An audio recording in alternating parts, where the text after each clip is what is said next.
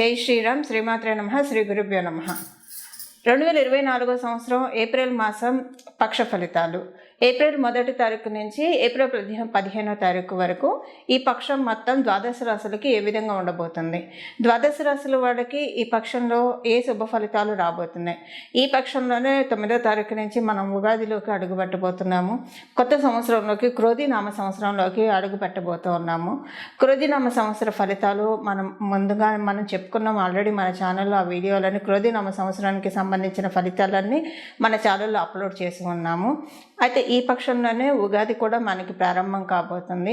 ఉగాది మన జీవితాల్లో నవ వసంతాల్లో మనందరి జీవితాల్లో చిగురించాలని చెప్పి మనస్ఫూర్తిగా భగవంతుని కాంక్షిస్తూ, మీరు అనుకున్న పనులన్నీ కూడా నిర్విఘ్నంగా సాగాలని చెప్పి, ప్రతి పనిలో కూడా మీకు విజయవంతంగా ఉండాలని చెప్పి అమ్మవారిని మనస్ఫూర్తిగా ప్రార్థిస్తూ పక్షఫలాలు మనం తెలుసుకుందాం.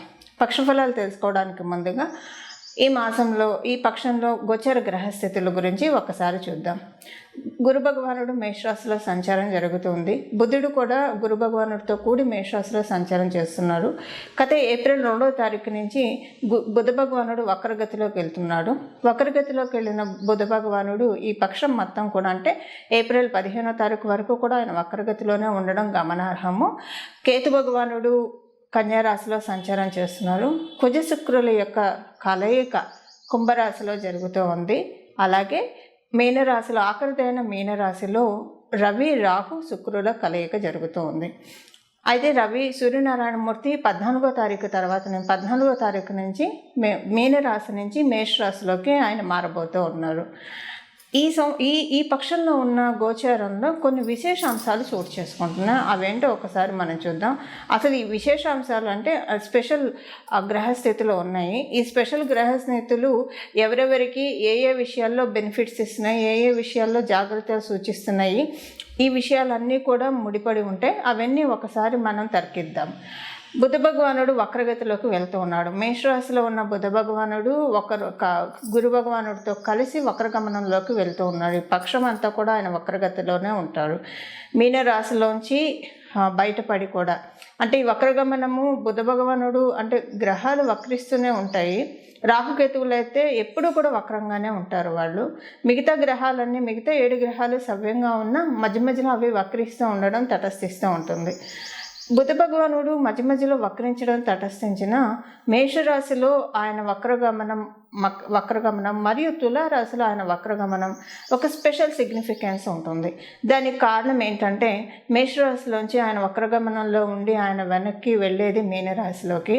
అలాగే తులారాశిలో ఆయన వక్రగమనం వస్తే కనుక కన్యారాశిలోకి ఆయన వెళ్తారు. మీనరాశిలో ఆయన వెళ్ళడం, తులారాశి నుంచి కన్యారాశిలోకి ఆయన వెళ్తారు. అయితే ఈ 2 రాశుల్లో వక్రిస్తే ఎందుకు స్పెషల్ ఎందుకు విశేషం అంటే, మీనరాశి ఆయనకి నీచస్థానం, అలాగే కన్యారాశి ఆయనకి ఉచ్చస్థానము. ఈ 2 రాశుల్లోకి ఆయన వెళ్తున్నారంటే డెఫినెట్గా ఏదో ఒక సిగ్నిఫికెన్స్ ఉంటుంది. ఎందుకు వెళ్తున్నారు అన్నదానికి అనే విషయానికి ఒక సిగ్నిఫికెన్స్ ఉంటుంది. అందులో ఆ రాశినాథుడైన గురు భగవానుడిని ఒకసారి టచ్ అయ్యి మళ్ళీ వెనక్కి వెళ్తున్నారంటే డెఫినెట్గా ఒక స్పెషల్ సిగ్నిఫికెన్స్ ఉంటుంది. ఈ స్పెషల్ సిగ్నిఫికెన్స్ మంచి అవ్వచ్చు, చెడు అవ్వచ్చు. ఈ మంచి ఏంటి, చెడేంటి, ద్వాదశ రాశుల వాళ్ళకి కూడా మనం విడివిడిగా తెలుసుకోవడానికి ప్రయత్నం చేద్దాము. అలాగే ఇంకొక విశేషాంశం కూడా ఉంది. కుజశనిల కలయిక కుంభరాశిలో జరుగుతూ ఉంది. కుంభరాశిలో జరుగుతున్న కుంభశనుల కలయిక ఒక మంచి సిగ్నిఫికెన్స్ని కూడా అందజేస్తూ ఉంది. ఈ సిగ్నిఫికెన్స్ ఏంటి? కొన్ని విషయాల్లో ఘర్షణని సూచిస్తుంది, కొన్ని విషయాల్లో విజయాన్ని సూచిస్తుంది. కొన్ని బ్యాటిల్స్లోంచి మనం జయించడానికి కావచ్చు, లేదా అవతల వాళ్ళని శత్రువుల మీద విజయానికి కావచ్చు. ఇలాంటి వాటన్నిటికీ కూడా కుజశనుల కలయిక ఒక తోడ్పాటుని ఇస్తుంది. అసలు ఏ విషయాల్లో ఈ తోడ్పాటు ఉంది? రియల్ ఎస్టేట్ వాళ్ళకి ఈ కుజశనుల కలయిక కుంభరాశిలో ఎలాంటి మంచి ప్రభావాన్ని లేదా దుష్ప్రభావాన్ని ఇవ్వబోతుంది. అలాగే కొంతమంది ఇల్లు కొనుక్కోవాలనుకున్న వాళ్ళకి కావచ్చు, లేదా ఆస్తులు అమ్మాలనుకున్న వాళ్ళకి కావచ్చు, వీళ్ళకి కుజశనుల కలయిక ఎలాంటి ఫలితాలు ఇవ్వబోతుంది తదితర అంశాలన్నీ కూడా మనం ఇప్పుడు విడివిడిగా రాశుల వారీగా తెలుసుకుందాం. కుజశనుల కలయిక డెఫినెట్గా కొంతమంది పోలీసు రంగంలోకి వెళ్ళాలనుకుంటారు. వాళ్ళకి కుజశనులు కనుక బాగా ఉంటే పోలీస్ డిపార్ట్మెంట్లో బాగా రాణించడానికి అవకాశం ఉంటుంది. కోర్టులో పనిచేసే వాళ్ళకి, పోలీస్ డిపార్ట్మెంట్లో ఉండే వాళ్ళకి, అంటే పబ్లిక్ ప్రొటెక్షన్ వింగ్, అది ఏ రకమైన ప్రొటెక్షన్ అయినా సరే అలాంటి వింగ్స్లో ఉండే వాళ్ళకి కుజశనుల కలయిక చాలా మంచి తోడ్పాటునిస్తుంది.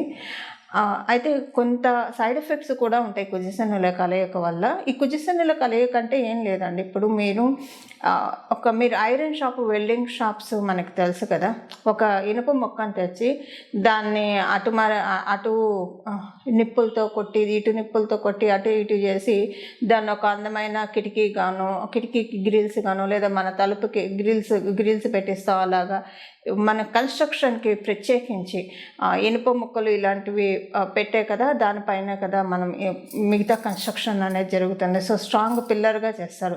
ఈ కుజశనుల కలయిక మన జీవితాల్లో మనల్ని అతలాకుతలం చేసి మనల్ని ఫైనల్గా స్ట్రాంగ్గా, ఇంకంటే దాన్ని ఎవరు ఎంత కొట్టినా కూడా అది కింద పడని విధంగా, ఇప్పుడు కొన్ని కట్టడాలు ఉంటాయి, అవి ఎంత కొట్టినా కూడా కింద పడకుండా ఉంటాయి. సో అలాంటి మంచి కట్టడాన్ని అంటే మనకి మానసికంగా బిల్డప్ చేస్తారు. మానసికంగా మనం ఎప్పుడైతే దృఢంగా ఉంటామో, పుష్టిగా ఉంటామో, అప్పుడు మన నిత్య దైనందిన జీవితం చర్యలన్నీ కూడా చాలా చక్కగా వెళ్తాయని చెప్పడంలో ఏమాత్రం సందేహం లేదు. అందువల్ల ఇప్పుడు ఈ కుజశనుల కలయిక ఎవరెవరిని ఏ విషయాల్లో దృఢపరుస్తుంది, ఈ విషయం కూడా మనం చూద్దాం. మకర రాశిలో పుట్టిన వాళ్ళకి మీకు నవమాధిపతి అయిన బుధ భగవానుడు చతుర్థ స్థానం నుంచి తృతీయ స్థానంలోకి వక్రిస్తూ ఉన్నాడు. కమ్యూనికేషన్ విషయంలో చాలా జాగ్రత్తలు సూచిస్తూ ఉన్నారు. కమ్యూనికేషన్ మీరు ఒకవేళ గడిచిన రోజుల్లో ఎవరి గురించి అయినా పొరపాటున మిస్కమ్యూనికేట్ ఏమన్నా చేసి ఉంటే కనుక అది ఇప్పుడు మీకు ప్రాబ్లం అవుతుంది. మీరు చేసిన మిస్కమ్యూనికేషన్ అనేది చాలామందికి తెలిసిపోయి అది మీకు కొంచెం ఇబ్బందిగా పరిణమించే అవకాశం ఉంది. ఒకవేళ మీ గురించి ఎవరైనా రూమర్స్ లేదంటే మిస్కమ్యూనికేషన్ చేసి ఉంటే కనుక వాళ్ళకి ఇబ్బంది వస్తుంది. ఇది వైసా వర్సా కాంబినేషన్ ఉంటుంది. సో మీరు పొరపాటున ఎవరి గురించి అయినా ఎవరైనా మీతో చెప్తూ ఉంటే ఒకళ్ళ గురించి దాన్ని మీరు ఎంటర్టైన్ చేసినా, లేదంటే తెలియకుండా మీరు కూడా వాళ్ళ గురించి టంగ్ స్లిప్ అయినా ప్రాబ్లం ఉంటుంది. లేదా మీ గురించి ఎవరైనా అలా చేసినా అది వాళ్ళకి ప్రాబ్లం వస్తుంది. సో ఇలా వైసా వర్సా కాంబినేషన్లో ఇది ఉంది. ఫినాన్షియల్ ట్రాన్సాక్షన్స్లో చాలా జాగ్రత్తగా ఉండాలి. కాంట్రాక్ట్స్ ఏవైనా తీసుకునే ముందు మీరు 1-2 సార్లు, ఇప్పుడు ఉద్యోగస్తులు కావచ్చు, వ్యాపారస్తులు కావచ్చు, 1-2 సార్లు కొత్త ప్రాజెక్ట్స్ ఇలాంటివి తీసుకునే ముందు కొంచెం దైవబలాన్ని కూడా కట్టుకొని తీసుకుంటే మంచిది. దానికి దైవబలాన్ని ఎలా కూడా కట్టుకోవాలనేది మనం చివరిలో పరిహారంలో మనం తెలుసుకుందాం. ఒక చిన్న నామం చదువుకోవడం ద్వారా తీసుకోవచ్చు. కాకపోతే కొంచెం మీరు అంటే హైపోథెటిక్గా ఉంటారు. ఈ కాంట్రాక్ట్ వచ్చిన దగ్గర నుంచి తీసుకొని నేను మంచి పని చేశానా, తప్పు పని చేశానా, ఇలాంటి ఆలోచనలతోనే మీరు పని కంటే దీని మీద ఛాన్స్ ఎక్కువగా ఉంటుంది. కాబట్టి అంతకు మించి వచ్చిన ఇబ్బంది ఏం లేదు. సో మీకున్న వెర్రిమొర్రి ఆలోచనలన్నింటినీ కట్ చేయడానికి దైవ బలం కావాలి. కాబట్టి దానికి సంబంధించిన పరిహారం కూడా మనం తెలుసుకుందాం. మీకు వాక్స్థానంలో కుజశనుల కలయిక జరగడము, దీనివల్ల ఏంటంటే మీ మాట చాలా జాగ్రత్తగా ఆచితూచి మాట్లాడాలి. శనేశ్వరుడు వాక్స్థానంలో ఉన్నాడంటేనే ఆయన మాటల విషయంలో చాలా ఆచితూచి మాట్లాడాలని మనకి ఎవరికైనా సరే జన్మజాతకంలో కావచ్చు లేదా గోచారంలో కావచ్చు, ఆయన ద్వితీయ స్థానంలో సంచారం చేస్తున్నారంటేనే మనం మాట విషయంలో పొరపాటున కూడా అవతల వాళ్ళ గురించి తప్పుగా మాట్లాడినా, వాళ్ళు ఏం చేసినా తప్పుగా మాట్లాడితే ఇది ఫినాన్షియల్గా కొంత ఇబ్బందులు ఇచ్చే అవకాశం ఉంటుంది. ఎందుకంటే ఆయన ధనాధిపతి. అది మనం మేషరాశి నుంచి కాలపురుషుడు కుండలిలోంచి మనం చూసుకుంటే అది సహజ లాభరాశి కూడా అయింది. కాబట్టి ఫినాన్షియల్గా కొన్ని రావాల్సిన అవకాశాలు తప్పించే అవకాశం కూడా ఉంటుంది. కాబట్టి కమ్యూనికేషన్ విషయంలో చాలా జాగ్రత్తగా ఉండాలి. అందులో ఇప్పుడు జనరల్గా శనేశ్వరుడు విడిగా ఉంటే పర్వాలేదు మీ రాశి వాళ్ళకి, కానీ కుజుడితోటి కలిసి ఇప్పుడు ఉన్నాడు కాబట్టి చాలా కొంచెం జాగ్రత్తగా ఉంటే ఫినాన్షియల్ మ్యాటర్స్లో కూడా ఇబ్బంది ఉండదు. లేకపోతే ఫినాన్షియల్ మ్యాటర్స్లో కొంచెం ఇబ్బందులు రావడానికి అవకాశం ఉంది. ఈ విషయంలో కొంచెం జాగ్రత్తగా ఉండాలి. ఇవి ఈ పక్షంలో మకర రాశిలో పుట్టిన వాళ్ళందరికీ కూడా ఫలితాలు. ఇప్పుడు మనం పరిహారం చూద్దాం. చూశారు కదండి ఈ పక్షంలో మీ రాశి వాళ్ళ ఫలితాలు. ఈ పక్షంలో మొత్తం చేసుకోవాల్సిన పరిహారం వచ్చేసేసి కుజశనుల కలయిక మరియు గురు భగవానుడు బుధ భగవానుడు కూడా కలిసి బుధ భగవానుడు గురు భగవానుడు కలిసి వక్రగతిలోకి గురు భగవానుడు రాశి అయిన మీన రాశిలోకి వెళ్తున్నాడు, నీచ స్థానంలోకి వెళ్తూ ఉన్నారు. సో ఫైనాన్షియల్గా కొన్ని మార్పులు చోటు చేసుకుంటే ద్వాదశ రాశుల వాళ్ళకి కూడా. సో దీనికి వీటన్నిటిని కూడా మనం పాజిటివ్గా మోల్డ్ చేసుకోవడానికి దానికి చేయాల్సిన పరిహారము ఈ పక్షం అంతా కూడా సరస్వతి అమ్మవారి ఆరాధన అత్యంత శుభ ఫలితాన్ని ఇస్తుంది. మీరు కనుక గాయత్రి మంత్రాన్ని అనుష్ఠించే వాళ్ళైతే కనుక బాధే లేదు. మంత్రాల్లో గాయత్రిని మించిన మంత్రం లేదు, తీర్థాల్లో గంగను మించిన తీర్థం లేదు. ఈ విషయం అంతా మనకు తెలుసు కదా.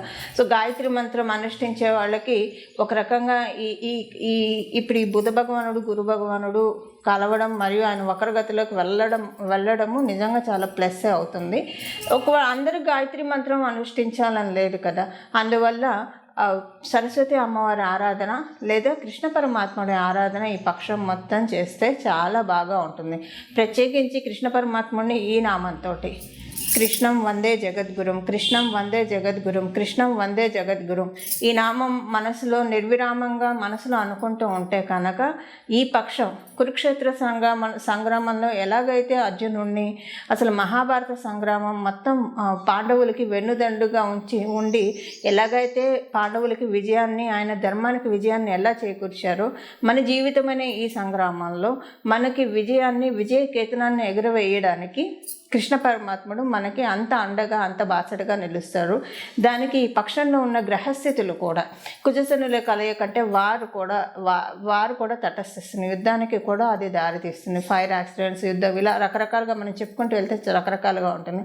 సో ఈ జీవితం అనే కురుక్షేత్రంలో మనల్ని విన్ చేయడానికి ఇప్పుడు ఈ నామం చదువుకుంటే కనుక చాలా బాగా ఉంటుంది. అది అంతర్గత శత్రువులతో కావచ్చు, బాహ్యంగా ఉన్న శత్రువులతో కావచ్చు, లేదా మనమే ఇనిషియేషన్ తీసుకోకుండా కరేజీగా మనం ఒక పనిని ముందుకు తీసుకెళ్ళలేకపోతుంటే దాంట్లో అయినా సరే విజయం రావడానికి అత్యద్భుతంగా ఈ నామాలు పనిచేస్తాయి. మంగళం. నమో భగవతే వాసుదేవాయ.